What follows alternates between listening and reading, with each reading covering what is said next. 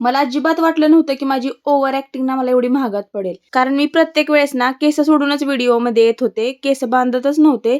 त्याच्यामुळे ना माझ्या केसांची पूर्णपणे वाट लागलेली आहे. आणि जेव्हापासून मला मुलं झालेत ना तेव्हापासून मला दृष्ट ह्या नावावर का नाही म्हणजे बऱ्यापैकी विश्वास बसलाय. आधी मला म्हणजे वाटत नव्हतं हे नजर वगैरे काही खरं असते, पण हो यार आता रिअलाइज होते की ते खरंच असते. आणि हा माझ्या केसांना पण कुणाची तरी वाईट नजरच लागली, कारण पूर्णपणे खराब झालेले आहेत. अजिबातच त्यात चांगलं काही राहिलं नाही. आणि जास्त वाईट का वाटतंय सांगू, कारण ही एकच गोष्ट होती माझ्यात चांगली ज्याच्यावर मी घमंड करत होते. बाकी तर आमच्यामध्ये काही चांगलं नाहीच आहे ना, थोबाड चांगलं आणि नशीब त्याहूनही वाईट. म्हणून चला आता ह्या गोष्टीवर विचार करण्यात काहीच अर्थ राहिलेला नाही. ज्या गोष्टीमुळे ना आपलं डोकं दुखतंय त्या गोष्टीला जरा लांबच ठेवायचं आपल्यापासून. म्हणून ना 1 कप चहा केला आणि तोच घेतला. 1 कप नाही 1 वाटी सॉरी.